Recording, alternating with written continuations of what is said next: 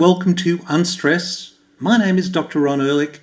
Before we start, I'd like to acknowledge to the traditional owners of the land on which I am recording this podcast, the Gadigal people of the Eora Nation, and recognise their continuing connection to land, waters and culture. I pay my respects to their elders of the past, present and emerging. Today we're exploring nutrition and cancer. We're touching on circadian rhythms.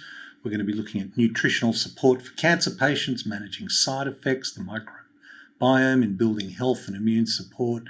And we are going to be talking to Cathy Biase. Now, Cathy is a nutritionist. She's got a Bachelor of Science degree with a major in psychology. She's a nutritionist and a cancer coach. She specialises in the functional application of nutrition for the root cause of health improvement in the area of chronic disease with a particular focus on cancer care. I hope you enjoy this conversation I had with Cathy Biase.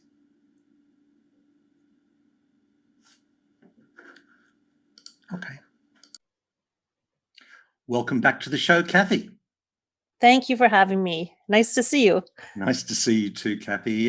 Now, Cathy, last time we spoke, we were talking about circadian rhythms, and that was a really important conversation that is such an integral part of our everyday life, to state the obvious. But today's topic is about cancer, and I doubt whether there is a single person listening to this podcast that hasn't in some way, within 1 degree of separation, or at the very least 2 degrees of separation, been affected by cancer. And today we were going to go over some prevention and some treatment options, but I wondered if you might give us a little bit of an overview, a reminder of how big of a problem this is.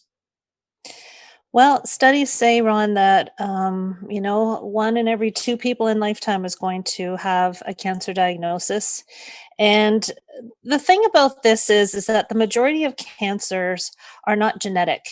So, some do have a genetic component, but we can do so much in our own health space to really minimize whether or not we get this diagnosis of cancer. And it's been a passion of mine to get that out to people, because it's so much better to be living a preventative lifestyle than to be dealing with this in the middle of a diagnosis. And, where people in our realm of education can get stonewalled a bit is that people really don't want to start talking about this until it becomes an issue. So, if I could just tweak the ears of people and get them to understand that living a cancer prevention lifestyle is what we're really talking about here, is understanding our own bodies and living a healthy lifestyle. Because whether you're in active treatment or whether you're trying to live a healthy lifestyle, we're trying to create an environment where cancer won't flourish. And this can be done on so many different levels. And I'm trying to educate people on how simple life changes, lifestyle changes, nutrition, and just educating them on how the body functions. So we talked about circadian rhythm, right? And that's a big piece. But when you start expanding out from circadian rhythm, you see how other things also impact the timing of when we eat, understanding how the microbiome impacts circadian rhythm and how they all work together. So we can divide them into weeks, we can divide them into programs, but the thrust is that we need to create a healthy internal terrain that will try its best and do its best to block out the growth of cancer. Because cancer is, and remind our listener too, we should probably go back to Cancer 101 and say, well, what is cancer? What happens? What does that actually mean? And why is it such a big deal? Well, basically, cancer is a proliferation of cells. It's an overgrowth of cells that take over the body. And when this happens, things start to break down, and then these cells just continue. Cancer doesn't have turn-off switches. It doesn't have the apoptotic switches that our normal cells do. It doesn't recognize when it's not helping the body. It's very ingenious. Cancer is a very ingenious disease and very hard to stop because it finds many pathways and mechanisms to help it survive. So again, if this is a basic terms, it's a proliferation of cells, which we don't want. And to put that in perspective, for example, if you had a liver, well, we have liver, and we have cells within that liver, which are liver cells performing the function of the liver, and that proliferation are of non-liver cells in the, say, liver, or in the lungs, or in the bones, or in the brain, that are doing stuff that they shouldn't be doing. They're non-specific cells that are no longer functioning as they should. You mentioned the word apoptosis, and I know what that means, but I wondered if you might remind our listener about what that means. Apoptosis are normal healthy cells. Once they've lived out their life, or if they become damaged, the body has a way of sort of shutting off and turning them off and cleaning them out of the body. So it's the switch off of cells. It's the death of a cell that cancer cells don't have. So our normal cells, they perform, they do their duty, they live out a good life for us, and then when it's come to the end, they are eliminated by many different forms from the body. So that's basically what apoptosis is. Yeah. And the other thing that we hear when you said 1 in 2 people will experience cancer in their life, which is very shocking, very confronting. I mean, I myself have experienced that. So if there's another person out there, I've taken a hit for the two of us. But me as well. So there we go. Okay. And it's interesting to think, well, is that because we're getting older? You know, people might dismiss, oh, well, you know, we're living longer, but it doesn't really stack up, does it? I mean, well, clinically, I see all age ranges from children up to the elderly. And cancer is not age specific. When I got cancer, I was, air quotes, young, and I got cancer. So our environment has changed. Our food sources have changed. Our activity levels have changed. Our attention to health has changed. Our lifestyle has changed.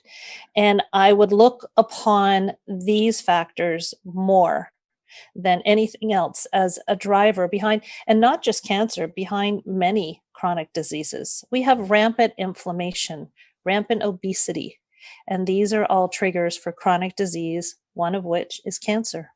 And the specificity of that cancer is perhaps the genetic component, but the actual... It could very well be, right? Like we all have some weaknesses, and where inflammation may lead to a cancer diagnosis for somebody, it could lead to a heart disease for somebody else, or diabetes. We don't know, it's, if we knew everything about cancer, it wouldn't be here.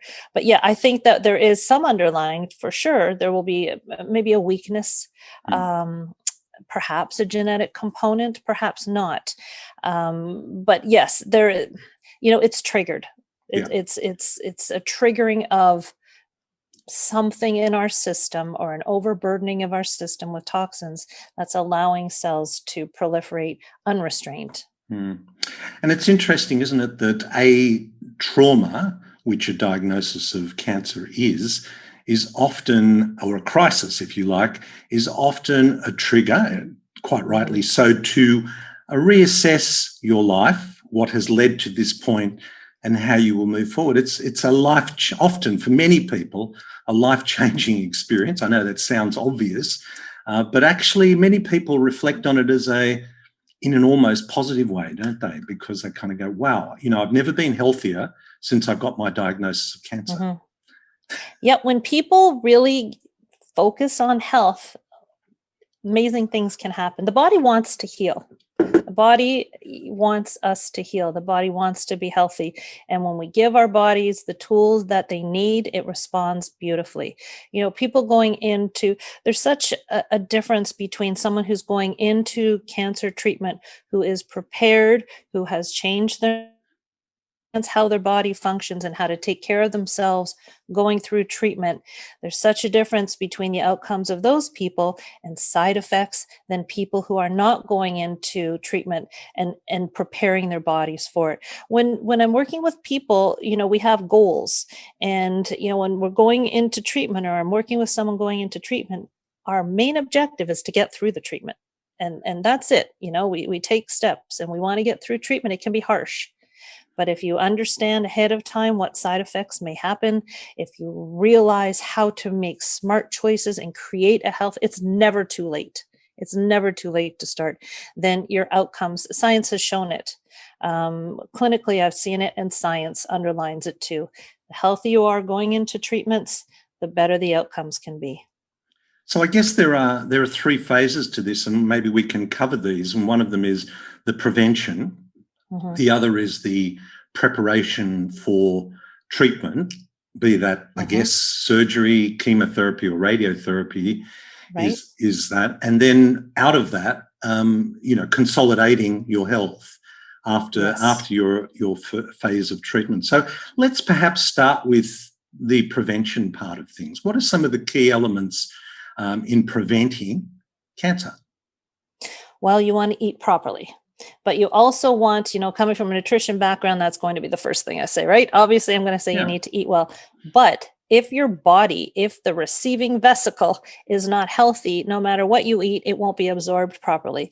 I focus on the health of the microbiome because that's where science is leading us. The health of the microbiome. Now we have the word Onco Biome. We know that we have beneficial bacteria, yeast, and viruses that, if they are cultivated properly, can do wonderful things for us. They can create vitamins.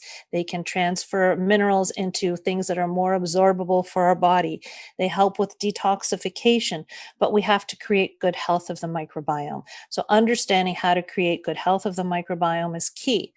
Also understanding that is back to our circadian rhythm, because our microbiome has a circadian rhythm. Understanding when to eat, when not to eat, when to do certain things. Understanding what time of day our body wants to be doing certain things. In general space, we generally want a lot of our detoxification. Our liver works on detoxification when we're in that prone position, when we're sleeping. During the day, the liver has so many different functions. This is very simplistic. During the day, our liver helps with digestion of food and mineral absorption and glycogen storage, glucose storage. So it's like, I probably said this before with circadian rhythm. We have an orchestrator, and it shows dictates all over our body what should be working. And what dictates that? Our sleep-wake cycle. When we eat, our medication, when we're exposed to light. And what does this do?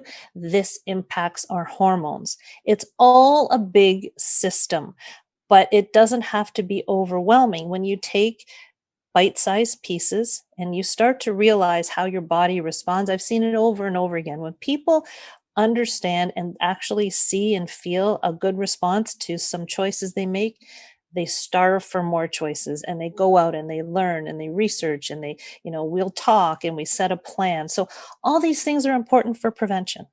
Very, very key for prevention. But you know what? It's the same thing going into treatment. We'll tweak different things depending on the type of chemotherapy or the type of therapy that they're going into. Surgery will do certain specific things. But again, the underlying premise here is we want good health.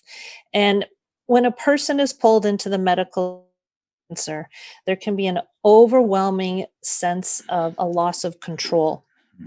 So understanding that your impact on your outcome is vital, just as vital as what your oncology team or your integrative health team is doing. It's great for the mental health, but it's key for the body. So I work on health. People like myself work on the health, and the medical team works on the cancer, and they work beautifully together. In an ideal world, a medical team would be sending cancer patients to learn about this because it just helps their therapies. It just creates better outcome for them. This is my hope. This is my passion, is to have a world where we're all working together. Well, that's music to my ears, Cathy, because there are three words that kind of summarize the way I like to approach healthcare, and that is collaborative, inclusive, and proactive. And I hate this us and them idea, like we are real doctors because we do chemotherapy. You guys are doing soft, touchy, feely things, but it's not real medicine. And we get a lot of that attitude. And I think the patient is ultimately the loser in that experience. Yes. Yes. And right now, we are progressing because, Mm, just when an integrative oncology clinic like ours, when we're seeing patients come to us because they don't feel that they're getting everything they need, that's much better than it used to be. So, what's our next step? Prevention, of course, but as soon as you get that diagnosis, you start integrating all your therapists. And then once, you know, it is changing. I do find that yes, it it's is. changing. It And when is. we don't approach it as an us and them, Hmm. when we approach it, especially for the patient, because we don't want to confuse them, you know, to try and say, you listen to me, don't listen to them. All that does is up the stress level. And I would Yeah. never do that. And everyone has a place. The cancer patient has a place in their protocol, integrative health, and the medical team. Yeah. And it can work. I've seen it work as a beautiful chemistry. Yes. I think one of the impediments and frustrations for patients in this process is ego. And I Mhm. mean the ego of the practitioner, perhaps the oncologist, whose knowledge of what you might be talking about nutritionally or from a circadian rhythm point of view is limited. And Mhm. rather than say, that's so interesting, I don't really know a lot about that, but if you're happy to pursue that, that's fine. As opposed to the other attitude, which says, oh, look, if I don't know about it, it's really not worth knowing about, and I wouldn't bother with that. And that's unfortunately what sometimes creeps in, Mhm. and I think is, as you've observed, increasingly less happening. I think people are being a lot more open-minded about this.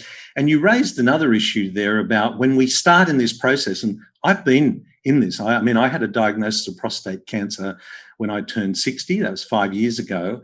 And it was a very interesting experience for me because you then start in a process through the medical system, which is very passive.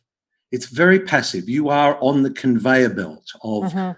MRIs, CAT scans, biopsies, surgery, chemo, radio, none of which you are in control of. Right. And what you're talking about is saying, hey, don't forget, there is a lot you can do as an Mhm. individual to ensure the results of that passive treatment that you're going through is more successful. And the mental aspect of that is also so Uh, important. Huge. this is the next step I'm working on, the profound vacuum of the attention to the mental health of a cancer patient. Mm, And that's, it's not, it's just because we've got these areas focusing on getting them through and dealing with the cancer. But the more I talk to people, the more I deal with patients, the more I see that this is a piece that really needs to be attended to. But again, when you're attending to your health, when you are strengthening your microbiome, there's a great number of research papers showing the absolute link between the gut and the brain.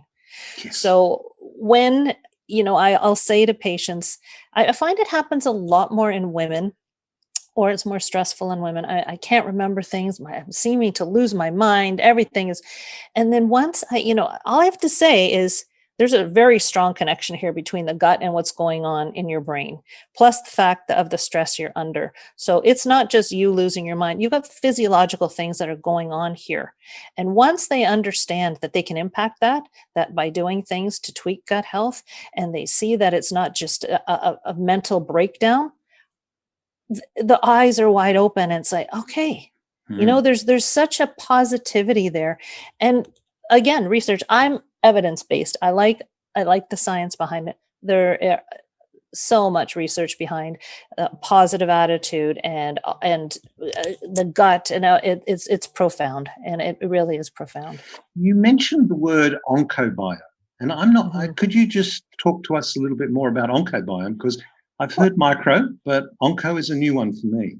well, it's a fairly new term. We're not, with cancer. There are lots of studies going on, but it's we're very tentative about nailing things down, because this is cancer. But the oncobiome, there has been research in the area of melanoma, and how the makeup of the microbiome can affect medication, and how it can either enhance or decrease the effectiveness of certain chemotherapies mostly right now from what I've been reading is it within the area of melanoma. But it's how it's sort of the twist on how the microbiome impacts cancer.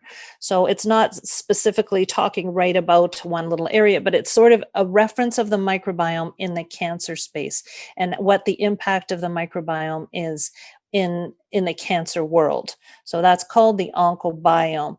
Um, the estrobolome. So that's another thing, the estrogen metabolism, the microbiome and how it affects the estrogen metabolism. So it's starting to become more specific as research is focusing on disease related impacts of the microbiome and how it impacts it. But the really big one now is with the melanoma and how certain medications can be affected by the makeup of the microbiome. And the thing with the microbiome too is as much as science is researching it, it becomes clearer and clearer that diet and lifestyle are what creates health in this space. There's no medication. They're trying, we're trying to create specific probiotics and so forth. But right now, where we're at is that the health of the microbiome is dependent upon the person, their decisions on what they're doing in their life, and what they're eating. So probably the microbiome last I heard was the most research area within health. So many papers are coming out about it. So again, so it's a long-winded answer to your question, but it's the study of the microbiome within the cancer space, basically.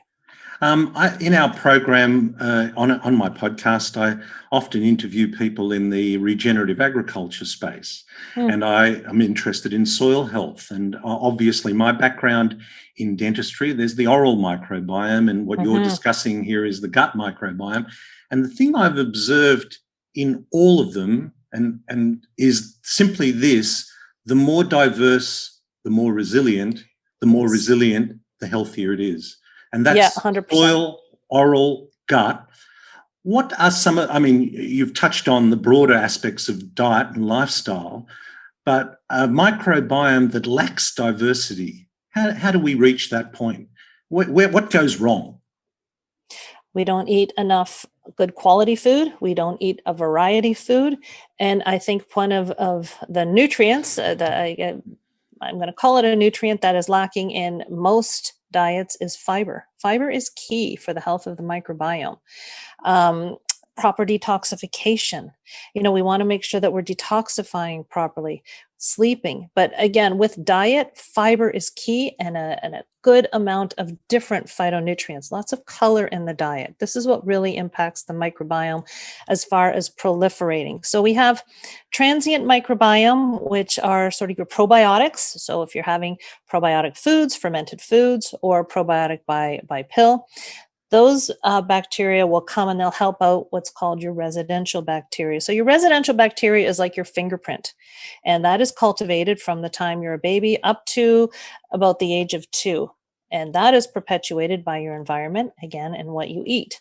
So feeding your microbiome, feeding it properly, we've clinically, we've seen it. I haven't been able to get my hands on too much research, but people moving from one part of the world to another part of the world where diet is completely changed can open themselves up for disease if they're not being careful right away, because that's a big hit to the microbiome. You experience this when you travel.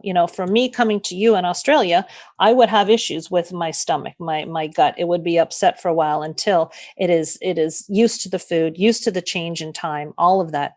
So many key things to perpetuate the microbiome. Yes, you mentioned there the resident microbiome being set from 0 to 2, and it reminds me of when the Jesuits sometimes say, show me the person at 7 and I'll show you, they say, show me the boy at 7 and I'll show you the man. I'm trying to be more non-sexist here, but show me the child at 7 and I'll show you the person for life, is what they say. And are we like, show me the microbiome at 2 and I'll show you the microbiome for life?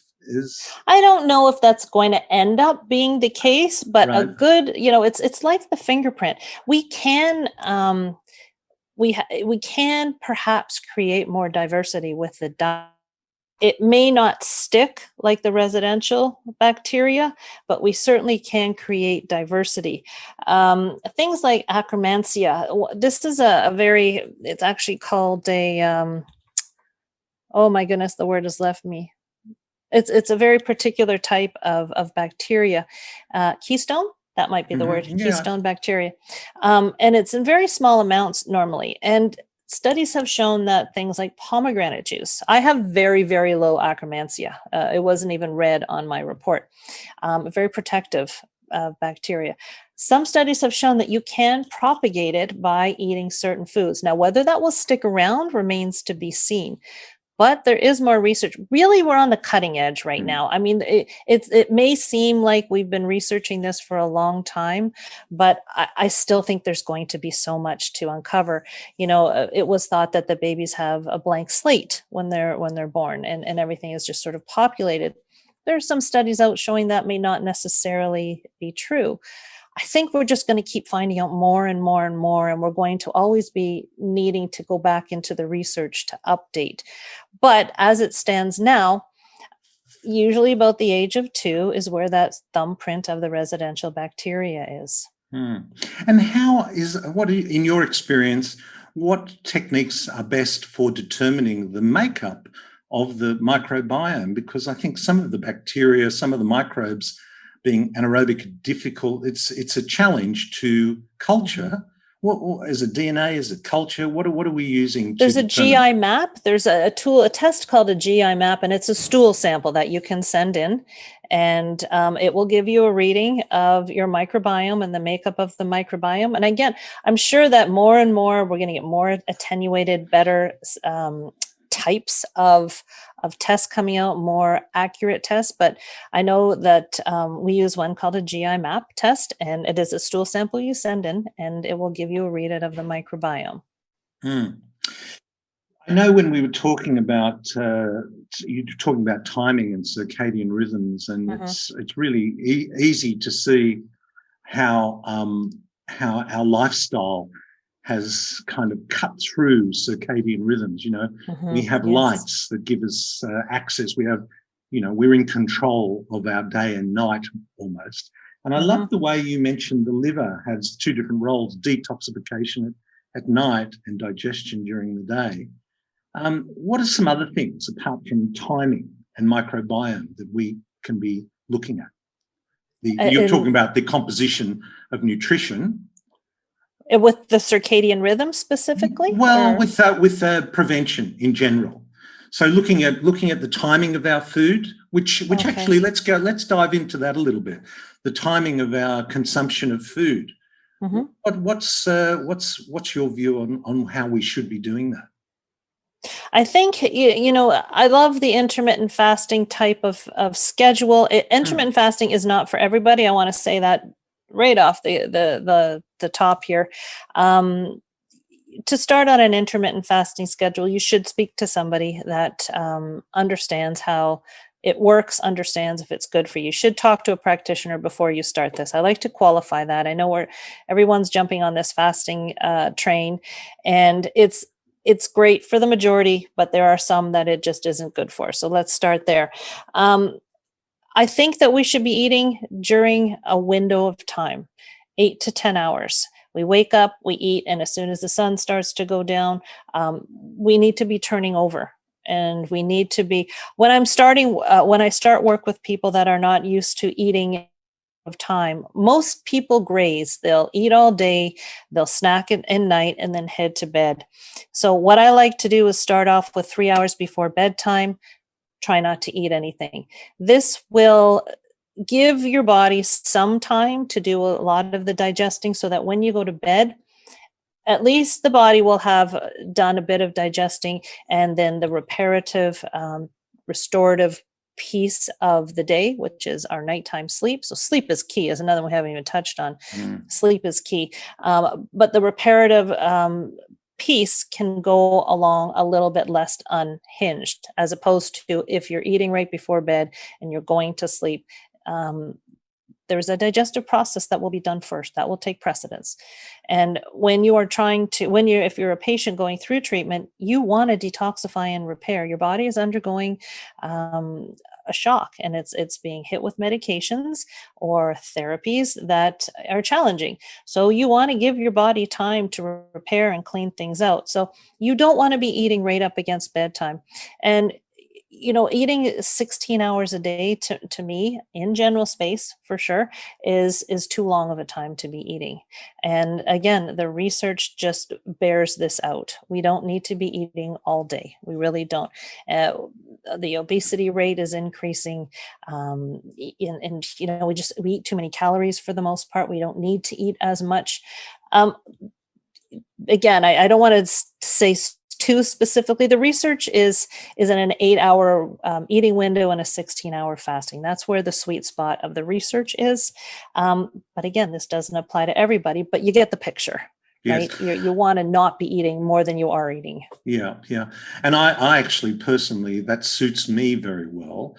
That's exactly what I do. I think this idea of eating 3 meals a day and 2 snacks is a great way of selling lots of food, and it's a great economic model for the food industry, and probably for the pharmaceutical and medical industry that will inevitably follow that kind of advice. A wonderful economic model, just not a very good health model. How would someone know if, apart from I just don't feel well on this fasting, what are some of the things that you've alluded to that it's not right for some people? Is it just how they feel? No. So if someone has a blood sugar issue, you want to be careful about just jumping onto an intermittent fasting or a really narrow range of eating, because blood sugar is an issue here. If you've had any bad connection with food, if you've had an eating disorder, getting on some type of an intermittent fasting may not be appropriate. But this again is when you want to be working with someone who understands that, so that they can monitor things, blood pressure, sleep habits, things like that. You may not be wanting to put someone who's pregnant on an intermittent fasting schedule. So everybody is different. So you can, it's like so many diets that have come out. Some are appropriate for some, not appropriate for others. But you want to understand if you're not sleeping well, if you, I've had many people that I've worked with that have gone on to this intermittent fasting schedule on their own. I had one woman who said that I've been fasting. I get up at 8 and I stop eating at 4. Now we were talking and she said, "Oh, I have no problem doing that. My issue is that I'm not sleeping at night."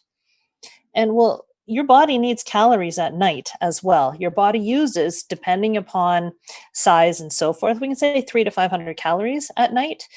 So if you're not giving your body enough food, then you're going to wake up. You're not going to have a restful sleep because you're not giving it the nutrients and calories that it does. So this is the type of play that we want to have monitored. And depending upon, and we're talking in the cancer space, generally speaking, I don't want people losing weight. Most people I'm not looking to lose weight. There have been a few, but I'm not using intermittent fasting in cancer to lose weight. I'm using it for hormonal balance. I'm using it for the microbiome, detoxification. And there are situations many times where I'll ask them to cut down calories before treatment, a day or two before treatment. Because again, research shows that if you cut calories back, treatment can be more effective. Side effects are more manageable or minimal. So again, this is something when we're talking about people that are diseased, you just can't jump onto these bandwagons. You really should talk to somebody who knows what they're doing. Mm. And when we're talking about people being having difficulty with the fasting, it kind of reminds me also of the fact that there's the thing which cancer patients go through called a PET scan, which injects radioactive glucose into your body. And it's because it is known that cancer cells love glucose. So if you lie still for 10 minutes, so your muscles don't fill up with the glucose, the radioactive glucose will go up to the cancer and light up the X-ray. And yet I don't see, that's a diagnostic connection between glucose consumption and cancer cells. But so rarely do I hear that connection being made in prevention and or treatment to avoid the carbohydrates, which the cancer cells presumably like even when they're not radioactive. This whole relationship of carbohydrates and fats is an important one in the fasting picture as well, isn't it? As well as the cancer. What's your view of carbohydrate intake and cancer? Yeah, it is interesting. Now, again, the body has a system of regulating glucose. It's not just insulin, the pancreas secreting insulin and glucose going into the cells. Our body has a big system to manage glucose, and sometimes your glucose levels can go up if you're trying to fight off a disease, if you have an acute infection. Glucose is our main source of energy. So sometimes blood glucose levels rise in response to a body's need. The argument, and I understand that argument, but it's just not that simple. And again, we need complex carbohydrates to feed the microbiome. I have over the last year seen, and I may not, I may raise some eyebrows, less and less talk about the ketogenic diet, less and less talk about the hit against carbohydrates. And I think it has to do with our greater understanding of how our microbiome functions and what it needs. Cancer patients, their body needs energy. Again, ketogenic diets and cutting down on carbohydrates as a therapy, I will use in certain situations. It does have merit. But in my opinion, across the board, cutting out of carbohydrates is detrimental, especially when someone is just going to cut them out altogether. So it's just, again, this is my take on the research. I feel that complex carbohydrates are a necessary part of a diet, and it's all relationship. Every whole food, for the most part, will have a combination of the macros, and carbohydrates is one of them. And that, again, is body does need carbohydrates. And to play it the other way, if you're going into treatment, cancer cells have a very rudimentary way of creating energy through carbohydrates. Our healthy cells go through the Krebs cycle, and it generates a lot more ATP than when cancer cells go through the pyruvic acid cycle. And this is why it needs more and more of the glucose. It doesn't mean that the rest of our cells don't need it as well. So therapy-wise, going into treatment, if you do restrict the amount of glucose and carbohydrates a day or two before treatment, you do weaken the cancer cells, because they haven't had time to switch over to another type of energy. Cancer cells can break down protein into glucose that it can use as well. So, I say this often, if it was just a matter of cutting out carbohydrates, I think cancer would have been cured. It's just not that simple. We do need some complex carbohydrates in the diet. I think whenever there is a discussion about low carb, let's put that in quotation marks, low carb, it's often there's a semantics involved here. I mean, what are we talking about low carb? Because to the ketogenic world, 20 grams of carb a day is what is ideal. To the food pyramid, healthy eating plate people, 150 to 200 grams of carbohydrate a day is low carb, because they're suggesting, if you look on the websites of official recommended daily intake, you'd be suggesting 300 to 450 grams of carb a day as a normal ideal level. So what's low carb to one person is not low carb to another, and that's often reflected in the research as well. What is termed that? What is? Yeah, we do it percentage wise generally, right? Like that because grams is kind of hard to do, because one man, his size and energy level is what it could be very different from another man. Well, is very different. So it's percentage wise. I would look more on that spectrum. And when we're talking about nutrition and microbiome, where do fats fit into this? Where do fats fit into the picture here? Fats are essential.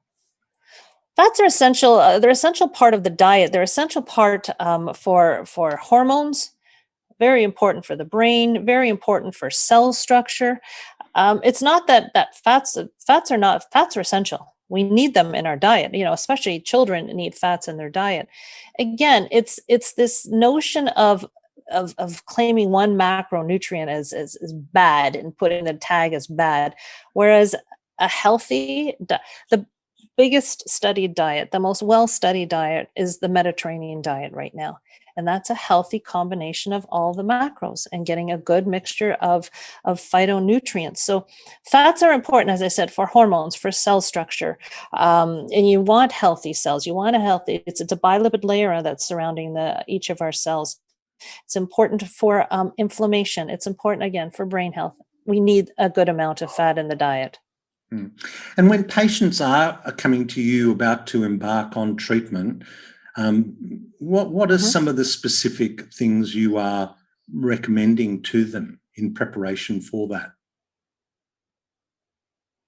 So diet-wise, again, we want a whole foods diet. We want to minimize the red meat consumption.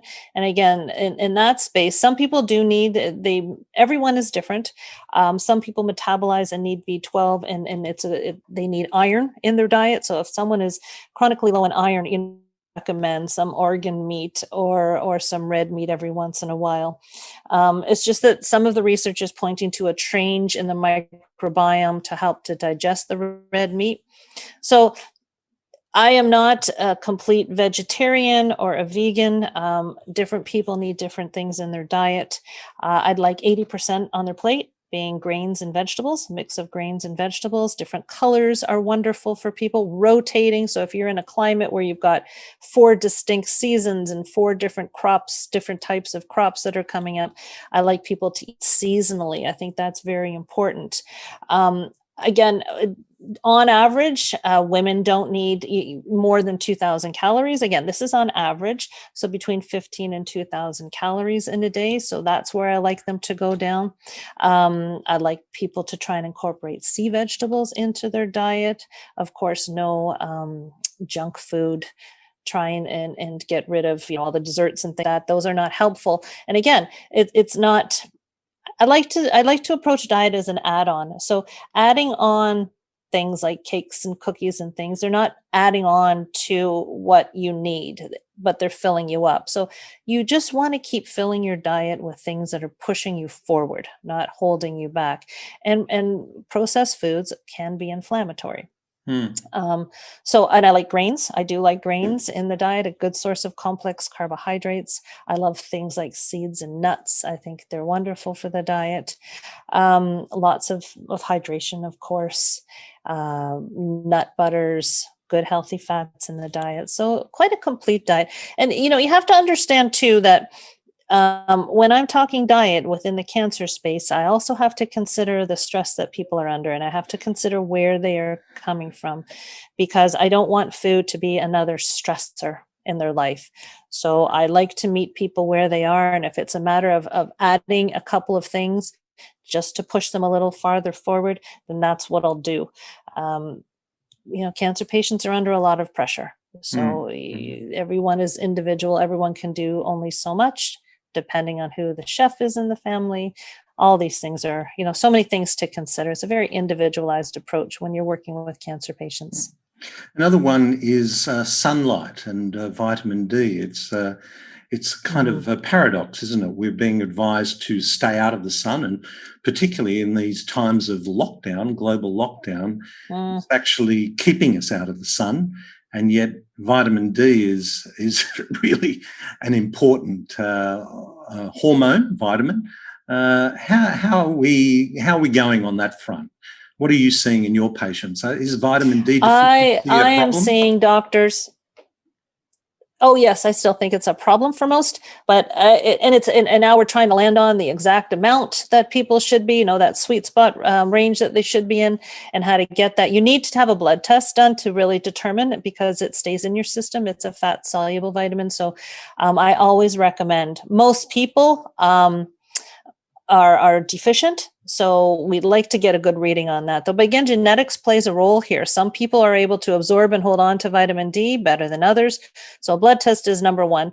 But doctors now, they're on board with vitamin D, and this has really made life easier for people like me because it's essential.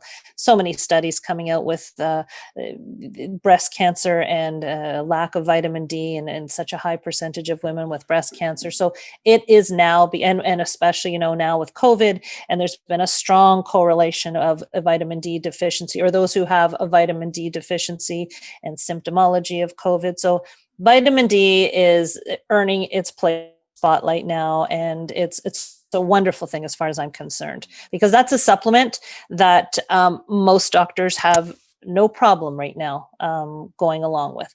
But I still think that having a blood test done just to find out if you're, in the right range is important, because you need to understand dosage. Look, we covered a lot of territory there around cancer and prevention and treatment as well. Interesting, you're located in Toronto, Canada. I'm sitting here in Sydney, Australia, and we have obviously all experienced a very challenging time. We still are. Tell me how things are going in Toronto. What are your observations about how this pandemic is being dealt with? With cancer patients, or in general? No, in general. In general. Well, it's been very stressful. It's stressful for me because I don't know where to land on so many different aspects of it all. I just feel for the small businesses that are forced to close down. We have friends that own restaurants and own small businesses, and it's just been such a trying time for them. I don't know what the right answers are. I honestly don't. We are so new to this virus that I think to make harsh, draw the line in the sand comments or recommendations is difficult, because I think we're going to keep learning more and more and more as time goes on. As far as the vaccines that are coming out, it's a very personal choice, and it depends upon how frightened you are. It depends on any comorbidities that you might have. It depends on your age. You don't, if someone in their 80s and 90s, this is awful time for them. A year for them is so much more impactful than a year for a 30-year-old. So, there's no right or wrong answer here, I don't feel. As I said, I'm back and forth on so many aspects of this. I'm going to step back and wait for research myself. As a former cancer patient, it's a touch of a red flag, the lack of research right now. But that's me. And if someone said to me, I'm getting this vaccine, I wouldn't say don't, because I don't know enough, and I'm happy to say I don't know enough about it. I will do my due diligence. I just hope people are getting outside and walking around and trying to get some exercise. Our gyms have just closed down again, and all these things impact the mental health. We're going to be learning for years impacts from this pandemic on mental health and so many other things. So it's a sad time. I just hope that we can get goodness out of it somehow. Maybe being forced to slow down in some space, getting reacquainted with our families, changing focus. Maybe we can pull something good out of it. Definitely the light's at the end of the tunnel. And, I just hope that we're doing our best, the best we can to survive out there. Everyone's doing what they can. So challenging times. Indeed. And Cathy, listen, we've covered so much territory here and given people lots to think about and empower them to take control of their health at this seemingly disempowering period in human history. There is so much we can do. We'll have links to your webpage, and I know you've got your own podcast in Canada as well. And thank you so much for joining us today. Thank you for having me back on. It was a real pleasure. Thanks, Cathy. Well, I think it's a timely reminder, isn't it, that the prevention, the treatment, if this is all sounding familiar, whether we're talking about heart health or diabetes or cancer or autoimmune conditions, they are all slightly more nuanced. They are more nuanced, there's no question, but there are some common themes which run through this. and immune function is the common theme, and the gut microbiome is always there, and it's worth being reminded of that. And again, as I said to Cathy, diversity equals resilience, and resilience equals health. And whether we're talking about gut, oral, or soil microbiome, that appears to be the case. And hey, is it any surprise that eating real foods are the key? And the other thing I love about talking to Cathy is her focus on the circadian rhythms, which I make no apology about introducing you to me and myself to that concept. And just as an example, the liver function being detoxification at night and digestion during the day, and her advice to not eat for 2 or 3 hours before you go to bed. All great advice, simple, and not complicated, very accessible, very cheap. And again, the emphasis on sleep, you keep coming back to some basics. Look, at the end of the day, as our world in which we live becomes more complicated, I believe the solutions are remarkably simple. That's part of what the message of this podcast, my book, and the program, the online programs that we'll be running in this year are all about. So I hope you found that helpful. It's a good reminder on many issues. We'll have links to Cathy's website, as I said. The other thing is go online and leave us a review on iTunes. I keep encouraging you to do that, and I'd love you to do that because I want this to be one of the most popular podcasts in the world. There it is. I don't make any apology for it because at the end of the day, this is about personal empowerment, and I believe personal empowerment is the key to us all taking control of our health and being the best we can be. So I hope you found that helpful. I hope this finds you well. Until next time, this is Dr. Ron Ehrlich. Be well. This podcast provides general information and discussion about medicine, health, and related subjects. The content is not intended and should not be construed as medical advice or as a substitute for care by a qualified medical practitioner. If you or any other person has a medical concern, he or she should consult with an appropriately qualified medical practitioner. Guests who speak in this podcast express their own opinions, experiences, and conclusions.